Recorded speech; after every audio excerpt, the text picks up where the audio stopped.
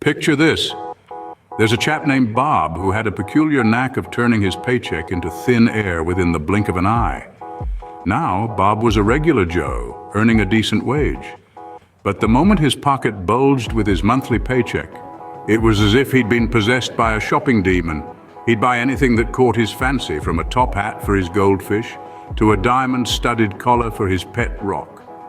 He was a master at the art of impulse purchases. He'd stroll into a store for a loaf of bread and saunter out with a lifetime supply of pickled cucumbers because, they were on sale. And let's not forget his knack for the latest gadgets. He had a drawer full of phones, each one only slightly different than the last and only slightly less unused. And so, our dear Bob, the money muncher, found himself penniless at the end of each month, wondering where his hard-earned money vanished. Now, if only Bob knew about the magical world of personal finance. Imagine your income as a river flowing into your life. It's a source of life, right? But just like a river, if it's not managed well, it can cause havoc. And that's where savings come in. Think of savings as a reservoir, a place where you store some of that river water for the dry days.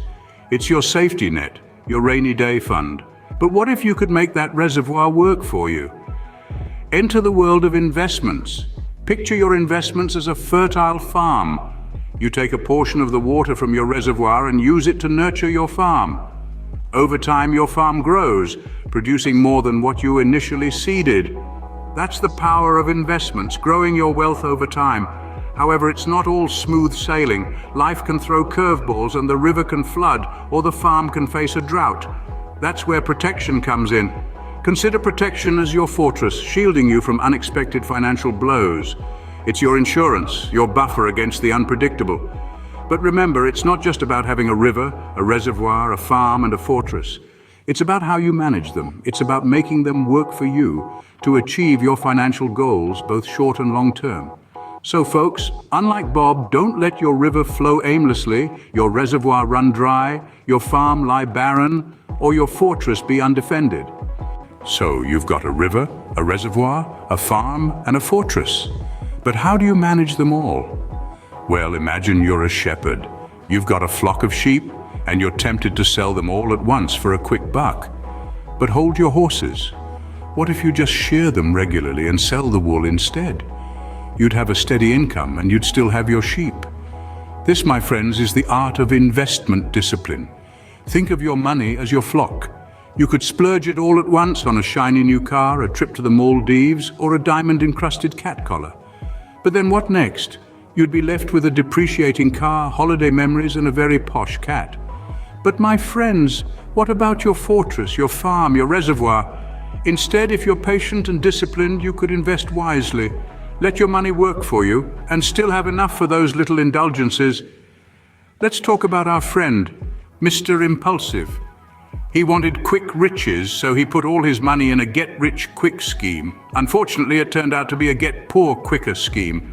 On the other hand, Mrs. Patience invested wisely, waited patiently, and now she's sipping pina coladas in her retirement villa. Remember, folks, patience and discipline are your best friends on this financial journey. Don't let them hitchhike with someone else. With great power comes great responsibility, and with great income comes greater financial responsibility. Now imagine being Bob. Bob just got a hefty raise, and suddenly every day feels like Black Friday. Bob buys a new car, books a vacation he doesn't need, and orders takeout every night, but the plot thickens.